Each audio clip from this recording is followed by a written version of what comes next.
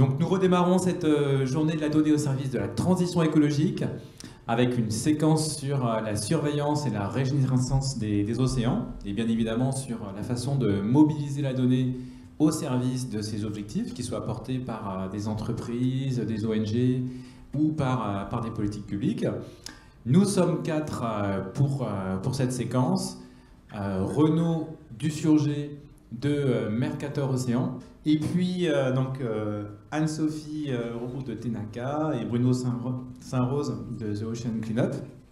Et donc moi je suis Thomas Cottini, responsable des collabs. On va refaire un test avec Renaud pour voir si le retour son fonctionne. Oui, est-ce que vous m'entendez? Oui, très bien, super. Ben, je pense que tout est en ordre pour qu'on démarre cette table ronde. Donc nous allons commencer sans tarder par une rapide présentation de chacune et chacun d'entre vous avant d'échanger. Renaud, je vous propose de démarrer. Alors qui êtes-vous et qu'est-ce donc que Mercator Ocean? D'accord, bonjour à tous et merci pour l'invitation en tout cas. Et donc, je suis ravi d'être avec vous aujourd'hui à distance via ce Zoom. Donc, bonjour depuis Toulouse, où nous opérons Mercator Océan International. Donc, voilà, je suis Renaud Dussurgé, je suis le responsable de l'ingénierie opérationnelle à Mercator Océan. Et donc, je suis notamment en charge des systèmes de prévision opérationnelle et ainsi que des systèmes de diffusion de la donnée et de l'information. Donc, je vais vous parler assez brièvement donc, de Mercator Océan pour les personnes qui ne connaîtraient pas dans la salle ou dans l'audience. Voilà, Mercator Océan, nous sommes une société civile donc, basée à Toulouse qui a été fondée il y a environ une vingtaine d'années, enfin un peu plus de 25 ans maintenant, par des acteurs majeurs de la recherche et de l'océanographie opérationnelle français. Et nous ont rejoint en fait des partenaires européens sur ces dernières années. Et notre mission, notamment, consiste à être des prévisionnistes et des analystes de l'environnement marin.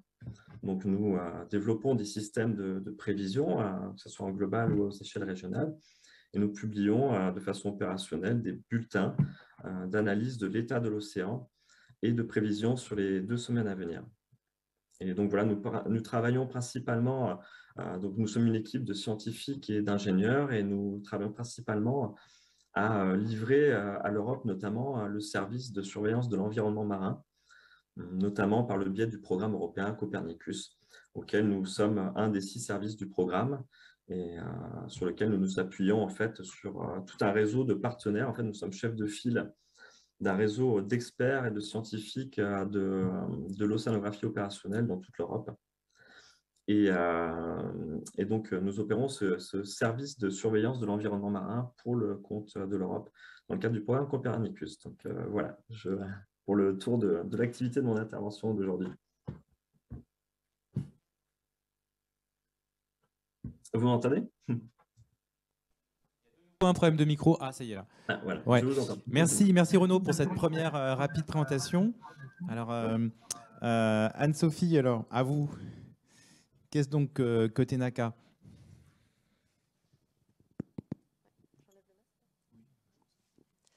Bonjour à tous et à toutes. Et merci aussi beaucoup pour l'invitation. Du coup, je m'appelle Anne-Sophie Roux, je suis la fondatrice de Tenaka, donc, qui est une start-up de l'économie sociale et solidaire, dont la mission est de régénérer l'océan, qui est en fait le premier puits de carbone de notre planète et aussi l'écosystème qui est le garant finalement de la stabilité du climat.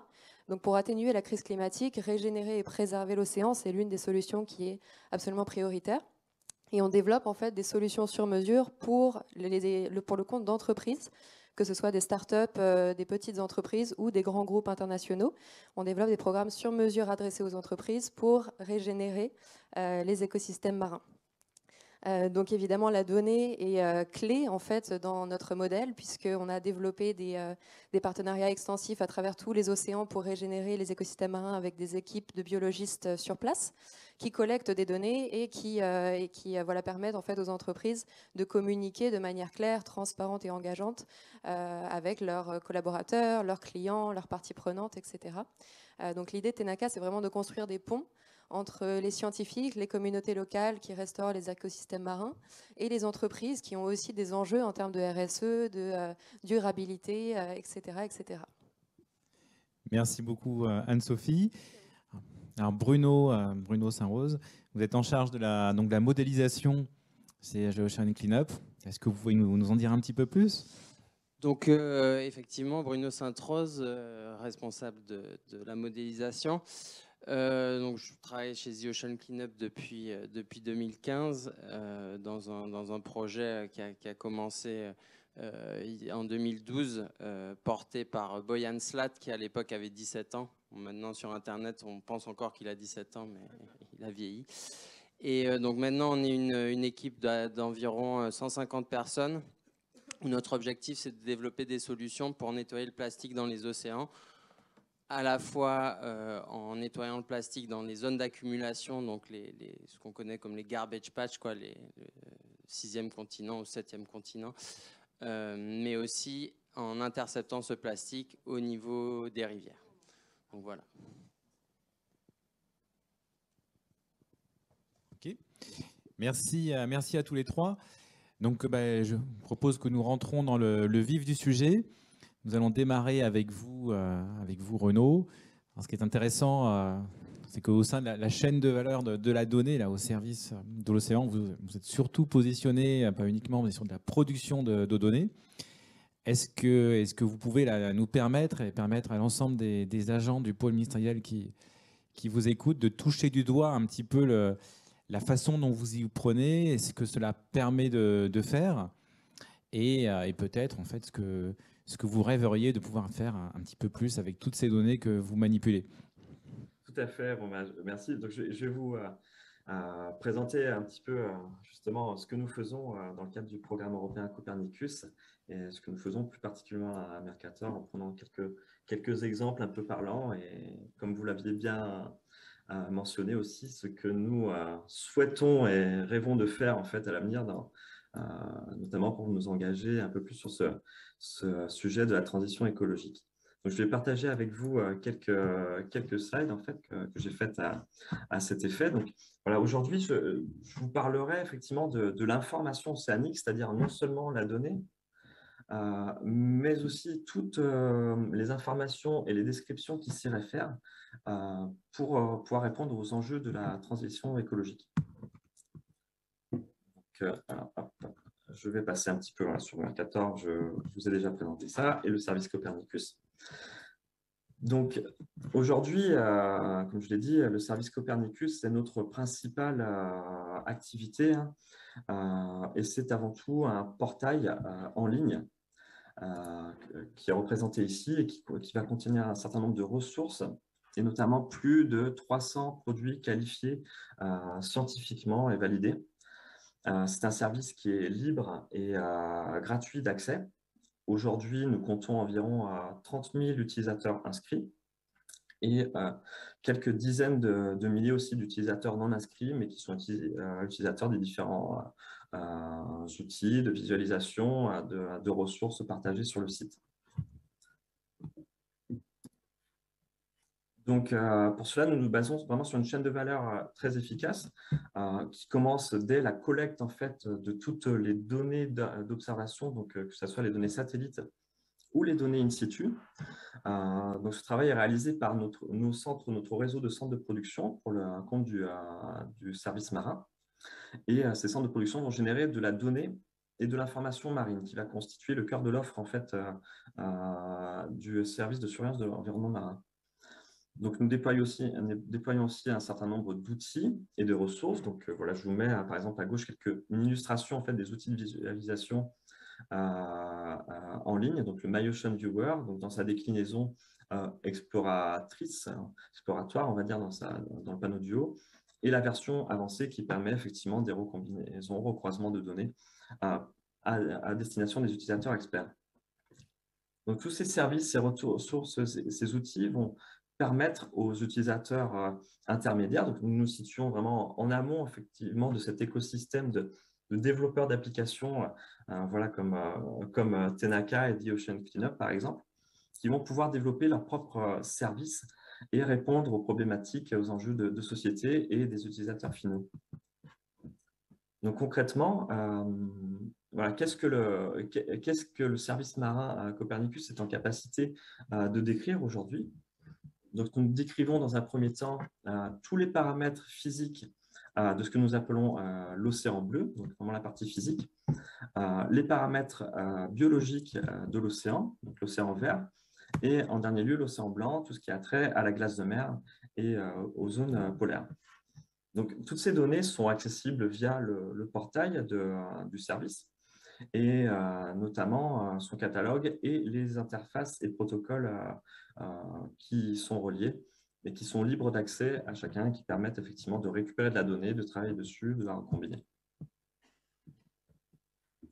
Donc, en plus de la donnée, nous fournissons aussi un certain nombre d'informations qui vont aller effectivement, qui sont générées à partir de ces données. Donc, dans un premier lieu, les indicateurs de suivi de l'environnement marin, donc qui s'attachent notamment à décrire un certain nombre de variables clés de l'environnement océanique, décrire les tendances, comme par exemple tout ce qui a trait à l'acidification des océans, le contenu de chaleur des océans, le niveau de la mer, l'étendue de glace de mer, ainsi que le contenu en eau douce des zones polaires. Cet ensemble de données, d'informations est compilé, exploité de façon annuelle pour publier un rapport d'état de l'océan, donc en collaboration avec tous nos experts scientifiques, et qui permettent justement de transférer toute cette connaissance et ce savoir de l'état de l'océan vers la sphère publique. Donc, notamment, dans un premier lieu, via le résumé de ce rapport à destination du grand public, et aussi via différentes actions, notamment, par exemple, en support à la rédaction des différents rapports du GIEC. À côté du service Copernicus, Mercator met aussi en œuvre une plateforme, la plateforme Wikio, donc en collaboration avec EUMETSAT, le Centre de prévision européen, FMWF, et l'Agence européenne de l'environnement. Cette plateforme Wikio permet notamment d'être un point d'accès unique et harmonisé sur toutes les données du programme Copernicus, donc que ce soit marin, mais aussi sur les autres composantes du système Terre, et permet notamment d'accéder à un certain nombre d'outils d'environnement de travail et de ressources, plus un support utilisateur aux utilisateurs de cette plateforme. Donc, ça permet vraiment effectivement d'intégrer la donnée marine au sein de toutes les données qui vont pouvoir décrire le système Terre et de travailler justement à combiner ces différents flux de données. Donc ça, c'est vraiment l'état de l'offre aujourd'hui, telle qu'elle existe techniquement, qui est déjà en ligne, auquel vous pouvez déjà accéder. Et donc, je vais là faire un petit aparté terminer sur qu'est-ce que concrètement, ce sur quoi on souhaite s'engager et ce sur quoi on souhaite aller à Mercator et notamment faire évoluer le service marin. Donc, nous souhaiterions amener ce service marin vers à ce qu'il devienne en fait un véritable jumeau numérique de l'océan. Donc ça, c'est vraiment l'enjeu des prochaines années. Et donc, pour cela, donc, nous nous basons sur effectivement un lac de données, donc que ce soit la donnée du service marin en lui-même, mais aussi d'y agréger un certain nombre d'autres données, donc de la donnée marine de différents partenaires, plus d'autres types de données, par exemple comme les données d'origine citoyenne ou encore les données de capteurs de l'Internet des objets. Donc, associé à cette donnée, une infrastructure hybride qui mêle les technologies du cloud au supercalculateur, un moteur d'exécution permettra effectivement de construire une véritable sphère numérique qui pourra représenter effectivement sous forme d'informations, mais aussi sous forme de processus, d'outils, les différents processus du système océan. Donc, notamment via une couche d'interactivité avec des API, des environnements de travail, des boîtes à outils et un certain nombre de logiciels et de modèles qui seront validés et calibrés scientifiquement parlant. Donc, cela permettra notamment aux utilisateurs de pouvoir déployer des outils et des méthodologies. Par exemple, ici, pour décrire effectivement le taux d'exposition des différentes zones économiques exclusives aux pollutions plastiques de provenance externe à ces zones, donc en utilisant des simulations à longue durée et des outils de simulation de dérive du plastique dans les océans.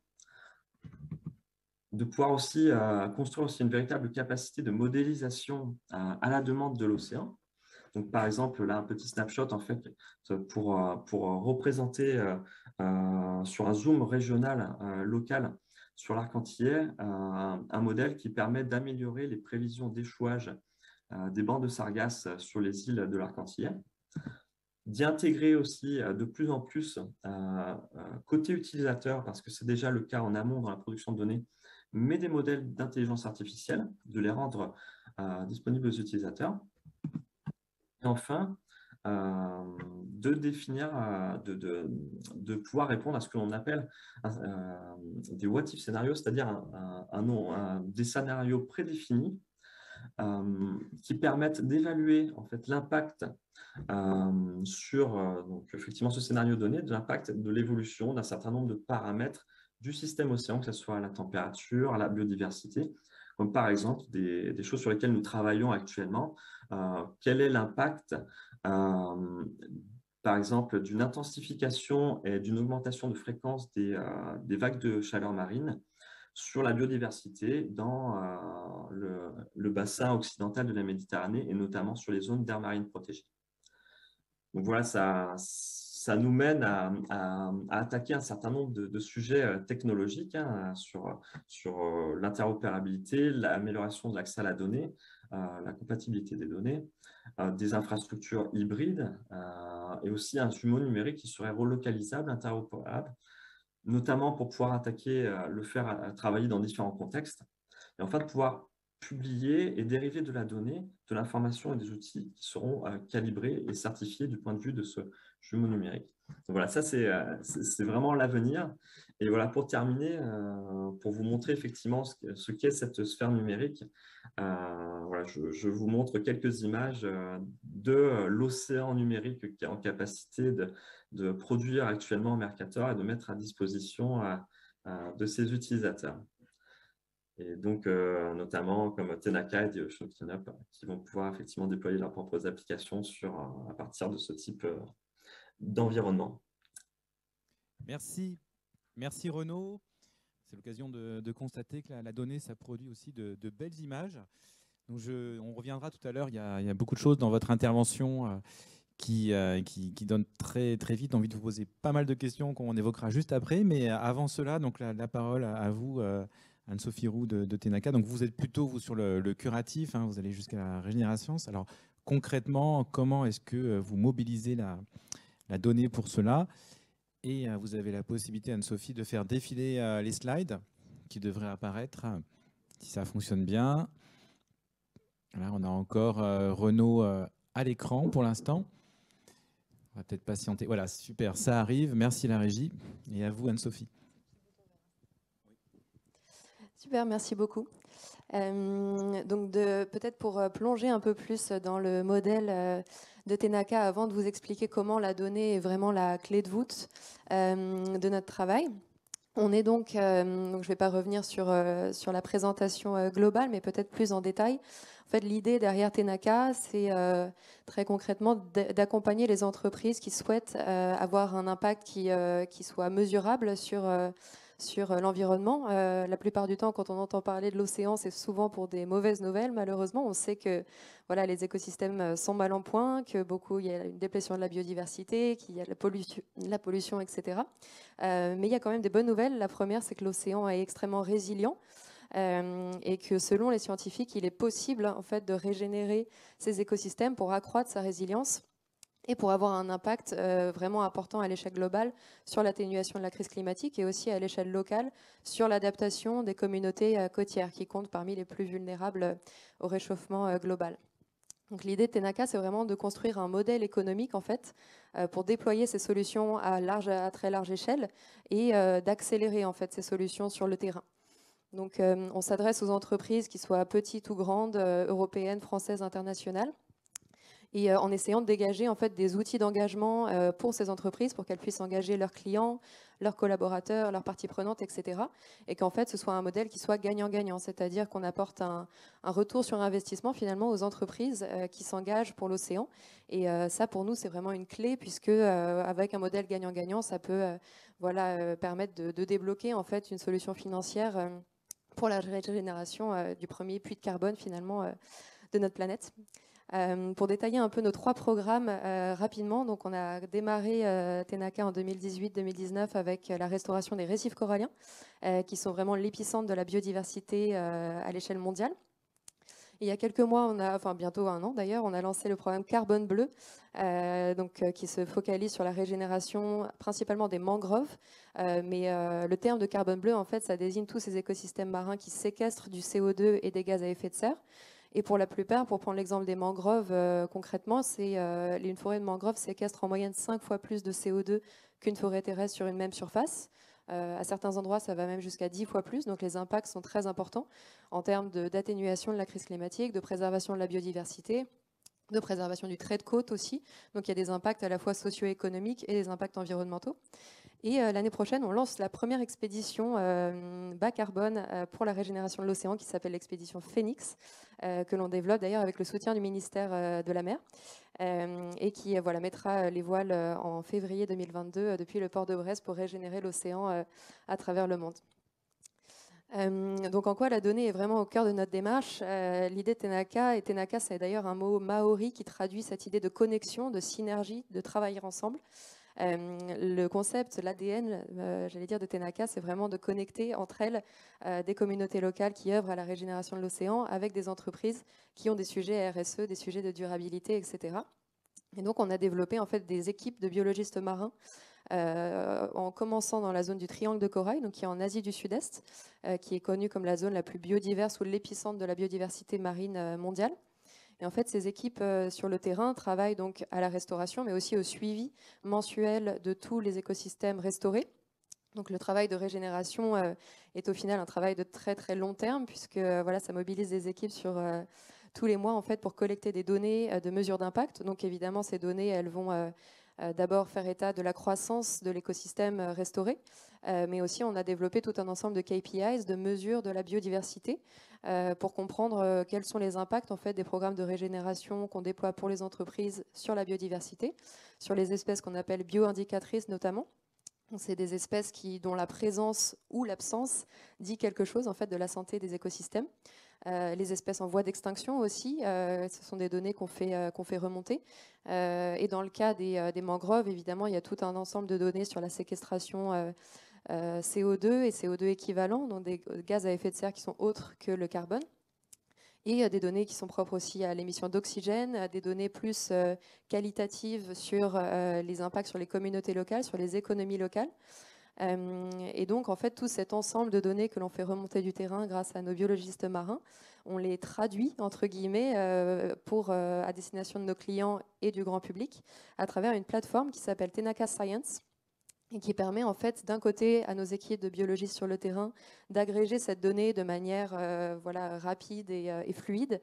Et grâce à un algorithme, en fait, cette plateforme va traduire les données de mesures d'impact à destination des entreprises pour que tout le monde, même les non-scientifiques, puissent s'en saisir. Et donc, c'est via des données, des outils de visualisation, de data visualization, notamment. Mais voilà, des graphiques, des chiffres clés, beaucoup de données visuelles pour permettre à nos clients d'engager leurs clients à eux, leurs collaborateurs, etc., à travers une donnée qui soit compréhensible de tous et de toutes et qui soit aussi rigoureuse et scientifique. Et pour parler un peu des prochaines étapes et des challenges que l'on rencontre quand on restaure les écosystèmes marins, la première, c'est le manque de données globales sur le taux de séquestration de CO2 des écosystèmes marins. Donc, il y a certains endroits qui sont très connus, comme l'Asie du Sud-Est. Voilà, on sait combien de tonnes de CO2 à l'hectare une forêt de mangrove permet de séquestrer, par exemple. Mais les taux de CO2 varient énormément d'une forêt de mangrove au Costa Rica, par exemple, d'une forêt de mangrove en Indonésie. Ce ne sera pas du tout les mêmes données. Et donc, il y a une question de rapidité, un peu de la science par rapport à la rapidité des entreprises, ou en tout cas à laquelle les entreprises veulent aller, et qui est un challenge pour nous, puisque à chaque fois que l'on veut ouvrir des nouveaux sites de régénération, là par exemple, on en ouvre dans l'océan Indien, en Nouvelle-Calédonie et au Kenya en début d'année, il faut un petit peu repartir de zéro, entre guillemets, pour ces questions de taux de séquestration de CO2. Et là, on parle des mangroves, mais les écosystèmes de carbone bleu, ça concerne aussi les herbiers marins, les forêts de kelp, donc les forêts de macroalgues, les marais salants. Donc, il y a beaucoup d'écosystèmes qui sont encore encore assez peu étudié finalement par rapport aux forêts terrestres ou aux écosystèmes terrestres dans la globalité. Un autre challenge qu'on a et une technologie sur laquelle on se focalise, c'est la question de l'ADN environnemental.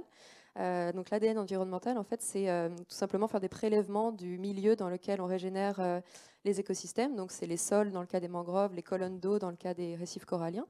Et en fait, ça permet de mettre à jour toute la biodiversité qui est passée dans ce milieu. Ça permet d'enlever en fait les biais du biologiste marin qui fait des mesures d'impact, puisque évidemment en étant présent dans le milieu, on perturbe forcément, même si on ne le ressent pas forcément, on perturbe l'écosystème. Voilà, les poissons par exemple sont effrayés, etc. Donc l'ADN environnemental, ça permet de couper ces biais-là et de faire un état des lieux complet, de mettre à jour en fait, de révéler toute la biodiversité d'un milieu. Et ça, c'est vraiment une donnée clé pour les entreprises, puisque c'est un peu voilà, comme les entreprises qui se donnent des échelles de neutralité carbone dans le futur. Et même pour ça, beaucoup d'entreprises aujourd'hui, il y a des échelles de neutralité en termes de biodiversité, voire d'avoir un impact positif sur la biodiversité. Donc ce genre de mesures, de technologies de collecte de données est crucial. Et de même pour l'intelligence artificielle, pardon. On est en train de déployer en ce moment, et notamment avec l'aide de la BPI, des outils, des technologies, en fait, notamment des caméras de monitoring, donc qui permettent un accès en live aux récifs ou aux forêts de mangroves restaurées, et qui permettent aussi voilà, de collecter tout un ensemble de données, que ce soit sur la qualité de l'eau, sur la salinité de l'eau aussi, sur voilà, l'état de la pollution, l'état de la température, donc des données un peu globales, mais aussi des données très locales et donc de la reconnaissance des espèces, par exemple, dans le cas des récifs coralliens, et tout un ensemble de données voilà, qui vont aussi aider les gestionnaires des aires marines protégées. Et donc l'idée de Tenaka, c'est aussi de partager au maximum ces données. Et je pense que c'est aussi les mêmes dimensions pour The Ocean Cleanup et pour Mercator. L'idée est vraiment de partager ces données au plus grand nombre à toutes les parties prenantes et les gestionnaires des milieux dans lesquels on travaille.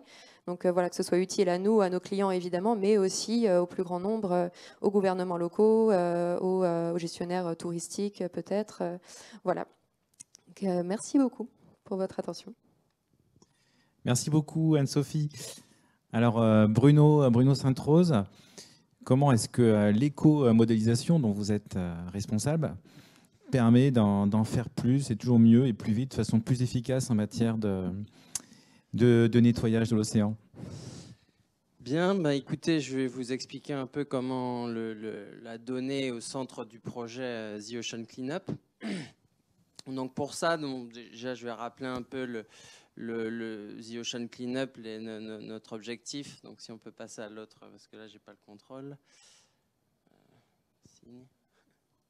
Voilà. Donc notre objectif, c'est de nettoyer 90% de la pollution plastique dans les océans d'ici à 2040. Donc pour ça, on va s'attaquer à deux zones. Donc là, les zones de concentration du plastique, où le plastique qui est rentré dans les océans va s'accumuler pendant des dizaines d'années et rester là, donc qui sont les garbage patch. Et également de les intercepter avant qu'ils rentrent dans les océans, donc en identifiant les rivières qui sont les plus polluantes et en développant des solutions pour les nettoyer. Donc, si on peut passer à la slide suivante. Voilà, donc deux technologies. Donc la solution pour les rivières, donc qui est en fait une espèce de grosse barge avec un escalier, un conveyor belt comme on dit en anglais, qui permet de faire remonter le plastique qui aura été concentré par une barrière qui est mise à travers la rivière et qui est complètement déconnectée de la grille, donc qui est alimentée par des panneaux solaires, donc autonome. Et à droite, la solution pour les océans, où là, il s'agit d'avoir deux bateaux qui vont tirer un filet. Donc l'objectif, c'est d'avoir quelque chose qui va faire 3 km d'envergure. Donc là, pour l'instant, on en a un qui flotte en ce moment qui fait 650 mètres. et où là, l'objectif, c'est d'utiliser en fait les propriétés physiques de l'océan pour pouvoir aller là où se trouve le plastique, puisque justement, parmi les modèles que Renaud a pu présenter, on peut comme ça analyser non pas juste les données au niveau des courants et de la température, mais aussi avoir des modèles de dispersion qui permettent de prédire où va se trouver le plastique. Slide suivante, s'il vous plaît.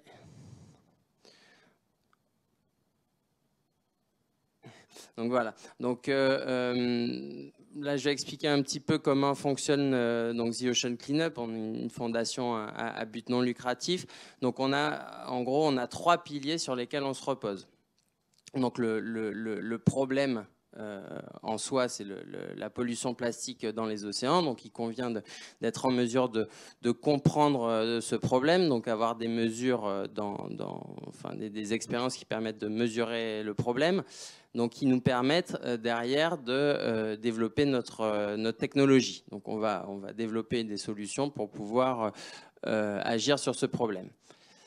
En apprenant plus sur le problème, l'idée c'est aussi d'amener toutes ces informations et les résultats de ces recherches au grand public, puisque ça sera ce grand public qui va nous soutenir et qui a besoin de connaître l'ampleur et la nature du problème pour pouvoir s'engager. Et en échange, grâce à la participation de la science collaborative, d'engager ces parties prenantes, donc le grand public notamment, pour pouvoir contribuer à notre compréhension du problème. Et enfin, pour développer des solutions technologiques, il faut bien des ressources. Et donc, on s'appuie sur notre communication et pour pouvoir communiquer avec nos parties prenantes, et en retour, on espère qu'ils puissent nous supporter et nous amener les ressources dont on a grandement besoin pour arriver à nos objectifs. Donc là, l'idée, c'est de dire qu'en fait, la donnée est la clé de voûte, comme l'a dit pour Tenaka, autour de ces 3 piliers, en fait, on se rend compte que la donnée est très importante. Donc ça, c'est la slide suivante, s'il vous plaît. Donc, au niveau de la donnée pour développer la technologie, donc forcément, quand on développe une technologie, on a besoin de savoir comment elle performe, quelle est, par exemple, dans le cas de nos systèmes pour les océans, quelle est la taille du système qu'on arrive à obtenir avec un certain espacement des navires, la position des navires, quelles ont été les conditions de vague, de vent, de courant au moment des opérations, quel est leur impact au niveau des forces qui se retrouvent dans le système, quelle est la puissance nécessaire pour les différents navires pour pouvoir se déplacer dans l'eau en fonction de la vitesse, etc. Donc, et de comparer, puisque l'objectif, notamment de mon équipe, c'est d'être en mesure de faire des prévisions sur la durée de nos opérations, donc des vingtaines d'années, d'être en mesure de connaître l'efficacité de nos systèmes sur des durées beaucoup plus longues que celles pour lesquelles on est en mesure de faire des expéditions, quoi. Puisque forcément, pour savoir quelle sera l'efficacité d'un système sur 20 ans, on ne pourra se baser que sur peut-être 6 mois de mission qui sont déjà une durée assez longue.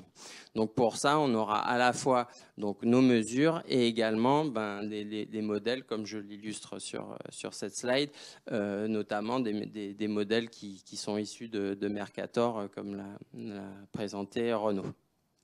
Donc slide suivante.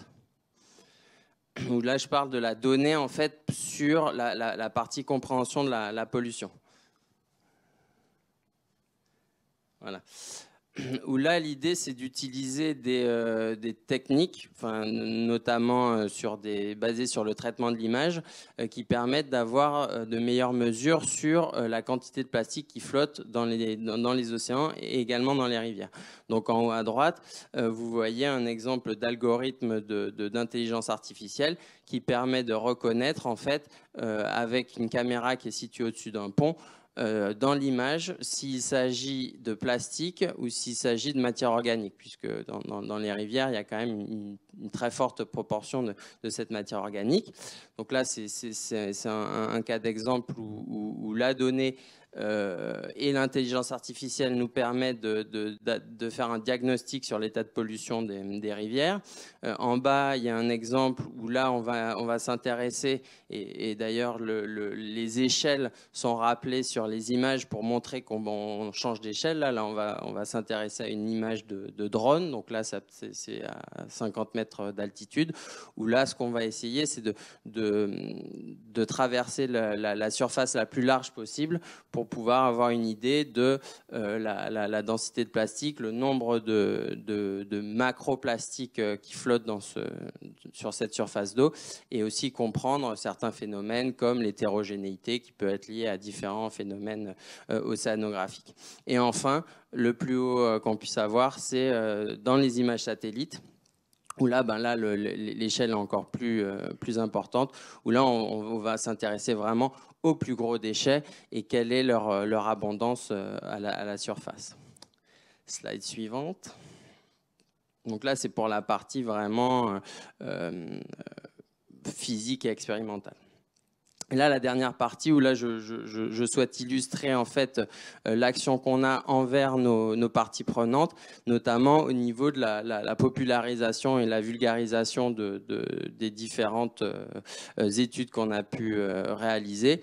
Où là, on a 3 exemples, donc à gauche et au milieu, où on a développé un plastic tracker, donc que vous pouvez trouver sur le site theoceancleanup.com, où là, l'idée, c'est à partir de n'importe quel endroit du globe, enfin, de la partie terre du globe, de voir quelle serait la trajectoire, en fait, d'un morceau de plastique, d'abord dans le bassin versant qui finira dans une rivière, puis à l'embouchure de la rivière, va se déplacer, être dispersé dans l'océan, afin de voir que, par exemple, un morceau de plastique qui est relâché en Suisse finira dans la Méditerranée, que quelque chose qui peut venir du milieu de l'Himalaya finira dans le garbage patch de l'océan Indien. Donc ça, c'est pour la partie on appelle Plastic Tracker. Ensuite, on a une autre carte qui permet de connaître en fait les émissions de 20 000 rivières dans le monde. Donc c'est un extrait d'un travail qui est plus large où on s'est intéressé à 100 000 rivières, où l'objectif c'était de faire le classement des rivières qu'on estime les plus polluantes au monde, où là, l'idée, c'est de se déplacer, regarder dans les différentes zones géographiques quels sont les milliers de tonnes de plastique qui peuvent être émis par certaines rivières par an. Enfin, un autre exemple de cartographie, où là, on s'est intéressé à cartographier en fait d'estimer la quantité de plastique qui n'est pas bien managée, enfin qui ne finit pas dans les circuits de traitement des déchets, en fonction des pays basés sur un certain nombre de critères économiques et d'autres. Enfin, sur la partie sciences collaboratives, on souhaite utiliser, un petit peu comme pour Tenaka, on souhaite utiliser les utilisateurs, le grand public, comme aussi moyen de mesure, où là on a développé différents protocoles qui permettent, grâce à des applications, de faire de l'analyse de rivières et aussi d'océans. Donc ça peut être pour des plaisanciers ou ça peut être pour quelqu'un qui passe au-dessus d'une rivière régulièrement, qui puisse s'arrêter pendant une demi-heure et suivre le protocole en question pour pouvoir estimer la quantité de plastique qui flotte dans cette rivière. Donc je crois que c'est tout ce que j'avais à dire et je vous remercie pour votre attention. Merci Bruno, c'est tout, mais c'est beaucoup. Bravo à tous les 3 déjà, indépendamment de l'aspect donné, je trouve ça vraiment génial ce que vous faites. Puis merci, je pense pour le compte de nous tous, parce que vous avez une action qui est très utile et dont on a malheureusement beaucoup besoin. Alors j'avais une question pour vous, Renaud.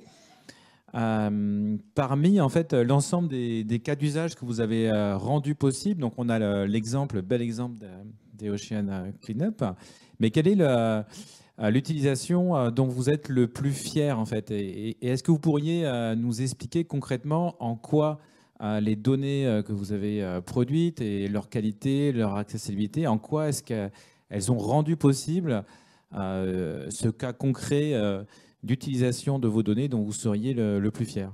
Si vous êtes encore là, Renaud? Alors, des cas d'application, effectivement, des données mises à disposition par Mercator et le service Copernicus, il y en a effectivement des dizaines et des dizaines. Donc, c'est difficile effectivement d'évaluer effectivement lesquelles me paraissent, sur lesquelles je peux être le plus fier.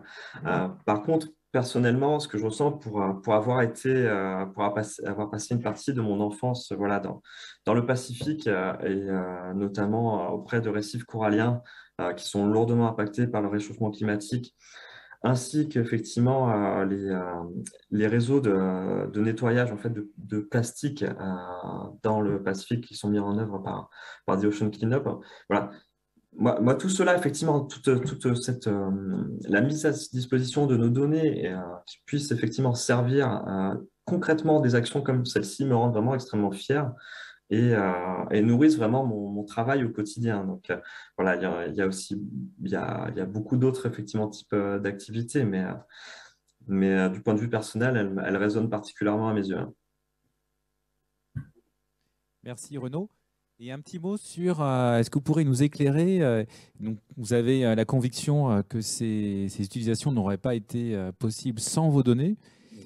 Est-ce que vous pouvez nous en dire un petit peu plus pourquoi? Est-ce que vous pouvez concrètement prendre un exemple précis, concret, alors pourquoi pas The Ocean Cleanup, entre avant et après Mercator Ocean, et est-ce que quelque part, ce que vous rendez possible? Alors effectivement, ce qui est du point de vue, alors bon, The Ocean Cleanup est un très bon exemple, hein, je pense, parce qu'effectivement, ils arrivent effectivement au bout d'une chaîne effectivement dont ils n'ont pas forcément tous les tenants et les aboutissants, mais ce qu'il faut bien savoir, c'est que voilà, concrètement, aller sur le terrain sans toutes ces informations, ces données en temps réel, des données dans le temps passé aussi pour pouvoir calibrer des systèmes, me font penser que sans toute cette quantité d'informations-là, un tel projet n'aurait pas forcément été possible du point de vue opérationnel. Effectivement, dans notre chaîne de traitement et de gestion de la donnée, nous intégrons effectivement voilà, plusieurs milliers en fait, de différents flux de données, hein, qui soient des données en temps réel, temps différé, de satellites. Et effectivement, petit à petit, ce système en fait, intégré de chaîne de traitement à une autre chaîne de traitement vont faire qu'effectivement, par exemple, notre système de données globales va ingérer directement effectivement des données issues de toutes les constellations satellites d'observation des océans, des données qui sont en mer en fait aussi, toutes les plateformes d'observation qui sont en mer. Et pour pousser le raisonnement encore plus loin, toute la validation de ces systèmes-là et le fait que ces systèmes-là pourront justement être le plus efficace et le plus pertinent pour arriver à déployer des applications opérationnelles qui n'étaient pas techniquement possibles jusqu'il y a quelques années encore, il est vraiment nécessaire aussi de faire en sorte que toute cette donnée, la donnée qui entre dans le système et qui ressort du système, puisse être réintégrée effectivement dans toute cette démarche en fait. Merci Donc, Renaud. vraiment, le fait de rendre la donnée disponible et interopérable le plus largement possible va faire en sorte, va pouvoir permettre que de telles applications puissent vraiment émerger. Merci, c'est très clair. Alors, Anne-Sophie, vous avez plusieurs fois utilisé le terme de client. Vous avez parlé du grand public, du client. Et c'est vrai que dans les questions qu'on se pose en matière de données, c'est voilà, leur accessibilité réelle en termes d'accès technique, pouvoir savoir qu'elles existent, pouvoir les trouver, les exploiter, puis aussi leur prix. voilà, il y a parfois des enjeux également de démocratie, de transparence. Alors comment est-ce que vous différenciez ce qui relève d'une prestation, de quelque chose qu'apparemment vous vendez, ou quelque chose que vous rendez d'office complètement public à tout le monde? Est-ce que vous pouvez nous en dire un petit peu plus? Peut-être que vous avez une doctrine interne. Voilà, comment est-ce que vous faites la part des choses entre ce qui doit relever d'une relation avec des clients qui peuvent, donc, j'imagine, en payant, accéder à certains services, et ce qui, au contraire, relève d'une action d'intérêt général que vous rendrez accessible à toutes et tous? Bah oui, c'est... Est-ce que ça marche? Non, je crois pas. Ah si, c'est bon, pardon.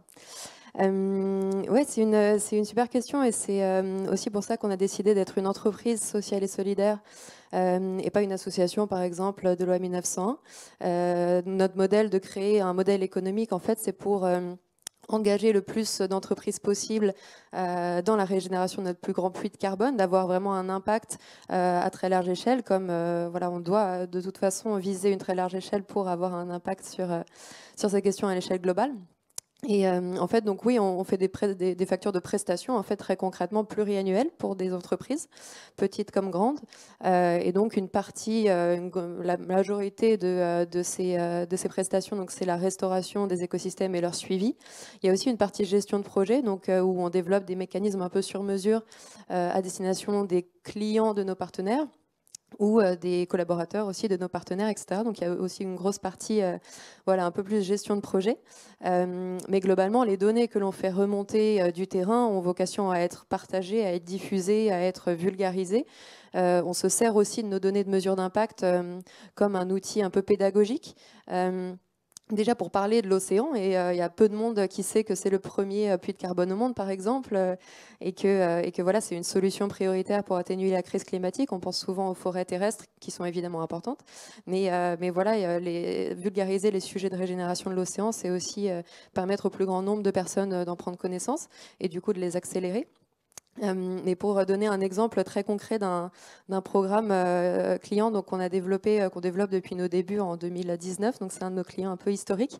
C'est une marque de joaillerie italienne, une maison de joaillerie qui fait partie du groupe Kering, qui s'appelle Dodo, qui est une marque voilà, de bijoux faits à partir de matières recyclées et matières sourcés de manière durable et écologique. Et en fait, avec eux, on a développé un programme de restauration de 1000 m² de récifs coralliens, ce qui est une assez grande surface. Et pour engager les clients de la marque, en fait, les personnes qui achètent les produits de la marque ont accès à Tenaka Science, au code d'accès pour se connecter à la plateforme, pour plonger virtuellement dans le récif corallien de la marque, donc à travers des immersions à 360 degrés, des photos, des vidéos, et aussi plonger dans les mesures d'impact. Donc on apprendra plus sur voilà, quel est l'impact sur la biodiversité, sur l'économie locale aussi, et on apprendra plus voilà, sur les impacts que comporte la régénération de l'océan. Et une donnée dont on est assez fier, c'est que chaque année, ces produits explosent les records de vente de la marque.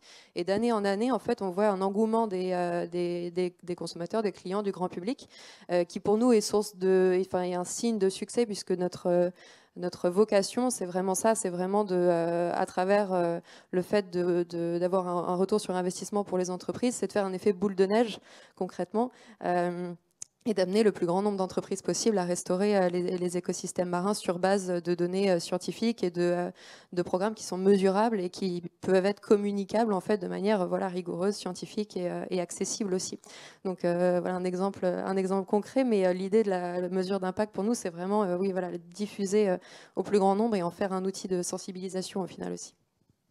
Oui, c'est très clair. Très beau modèle hein, d'entreprise qui a son modèle économique, mais qui partage, et qui donc rend possible d'autres innovations, pourquoi pas portées par des concurrents, mais c'est pas grave. On est dans le partage de la donnée et de l'information, c'est super.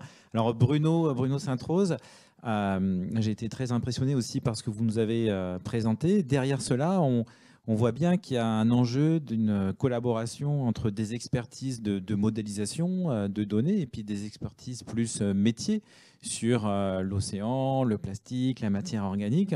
Alors comment est-ce que ça se passe? Est-ce que c'est vous qui avez la double expertise ou est-ce qu'au sein de The Ocean Cleanup, vous avez des collaborations spécifiques avec des acteurs, d'autres collègues ou d'autres bénévoles qui vous apportent une expertise plus métier et comment est-ce que vous jugez le côté accessible ou pas de votre propre expertise à vous sur la modélisation, sur la donnée. Est-ce que c'est accessible à tout le monde lorsque vous avez ce type de collaboration avec des experts plus métiers, plus experts de matière organique, d'océan, de faune, de phénomènes climatiques? Enfin, voilà, comment est-ce que vous pouvez nous faire un petit peu plus comprendre comment se joue cette collaboration pour au final arriver au résultat que vous avez obtenu, qui effectivement mobilise la donnée, mais avec une action très concrète sur un écosystème de biodiversité?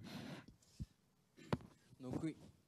Donc effectivement, on est quand même, mine de rien, pour couvrir tous les domaines auxquels touche The Ocean Cleanup. Donc ça va des aspects purement, on va dire, juridiques jusqu'aux aspects, on va dire, sciences dures. On ne peut pas tout faire tout seul. Donc sur ces dernières années, bon, j'ai développé un certain nombre de partenariats avec des universités, donc qui m'aident à développer le modèle. Après, il se trouve qu'on a une application qui est quand même très spécifique, donc notre modèle, on l'a aussi un petit peu développé nous-mêmes. Et d'ailleurs, il est disponible sur une plateforme d'open data, enfin sur GitHub, hein, pour ceux qui connaissent un petit peu les logiciels en accès libre. Ensuite, au niveau, donc moi, en tant que tel, je suis plutôt spécialisé sur la mécanique des fluides à relativement petite échelle. Hein. Je n'avais pas d'expérience particulière en océanographie, donc j'ai dû m'entourer. Donc il y a quand même quelqu'un dans mon équipe qui est un vrai océanographe, mais bon, il est tout seul. Hein. Après, on travaille aussi avec d'autres océanographes, d'autres instituts. Sur la partie, puisque bon, l'océanographie, c'est un peu rien à voir avec le plastique. Enfin, malheureusement, ça a à voir maintenant, mais après, il y a toute la partie sur le matériau en tant que tel, hein, qui est quand même, le plastique est très varié. Donc, sur la partie diagnostic et savoir quel est le plastique qui est plutôt persistant, quel est le plastique qu'on va retrouver dans telle ou telle zone. Par exemple, on va dire la gamme de plastique qui se retrouve dans les rivières n'a un peu rien à voir avec la gamme de plastique qu'on va retrouver dans les océans, puisque dans les océans, forcément, on va se retrouver avec tous les matériaux qui sont utilisés dans la pêche notamment. Ça représente environ 50% de ce qu'on ramasse. Donc là, on a dû aussi travailler avec des instituts qui, au début, nous permettait de faire des expéditions pour pouvoir mesurer la quantité de plastique dans la colonne d'eau à la surface. Après, au fur et à mesure, puisqu'on commence à avoir une présence assez régulière dans nos zones d'impact, on fait nos expéditions nous-mêmes. Donc là, on a toute une gamme d'outils qui nous permettent de mesurer dans les océans. Après, il y a quelque chose que disait Renaud, et enfin, quand il a dit ça, j'ai dit oui, effectivement. Il y a peut-être 20 ans, on n'aurait pas pu savoir et prédire quelle serait l'efficacité de nos systèmes, puisque, on va dire, le cœur de ma modélisation, c'est ces fameuses simulations dans le passé, où là, je suppose que en fait, le comportement des océans dans le passé sera le même dans le futur. Et sans ce type de modélisation, c'est sûr que on n'aurait pas pu aboutir. Et après, quelque chose qui résonnait aussi, c'est le fait que l'océan, quelque part, on dit qu'on en sait moins sur l'océan que sur l'espace profond. Puisque bon, c'est toujours très difficile de faire des expéditions. L'océan est un milieu qui est quand même assez dur à maîtriser. Et toute tentative de mesure, l'océan a toujours tendance à essayer de le rejeter. Et du coup, c'est grâce à ce réseau d'instruments de mesure et aussi évidemment les mesures par satellite qu'on peut avancer et avoir et tendre vers ce jumeau digital de l'océan qui effectivement serait un outil majeur. Merci à tous les trois. Je note en fait que la donnée vous permet à chacun d'entre vous d'adresser un sujet mondial, Donc, on est dans la complexité, mais on est aussi sur un sujet systémique. Et effectivement, ce sont des choses qui étaient inimaginables depuis il y a quelques années. Donc ça, c'est vraiment très, très chouette. Avant d'arrêter cette séquence, y a-t-il une question dans la salle? Déjà, pour répondre à la première question, donc oui, effectivement, il s'agit d'opérations offshore qui sont très, très coûteuses. Hein. On va dire, si on prend une fourchette large, on va être entre 1 et 10 milliards sur voilà, mais sur un problème global. Hein. Il faut voir que là, l'objectif, ça sera d'avoir un impact global. Le prix de la donnée, effectivement, mis en face de location de navires pour plusieurs années, c'est négligeable. Hein. Je dirais on serait plus au pour 1000 qu'au pour 100 hein, sur l'opération. Je crois que c'était ça la question.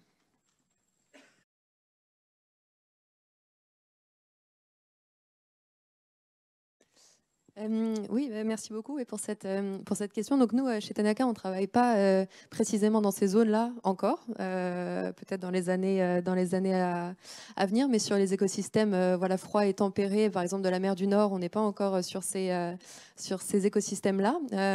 Mais ce que je pense super important, c'est des coopérations entre les industries en fait, qui développent ces technologies offshore, ces éoliennes, et des solutions comme les nôtres, mais pas forcément nous en l'occurrence. Mais pour essayer de recréer des habitats, par exemple à la base des éoliennes sous l'eau ou alors autour des câbles sous-marins qu'il faut déployer pour acheminer l'énergie, etc.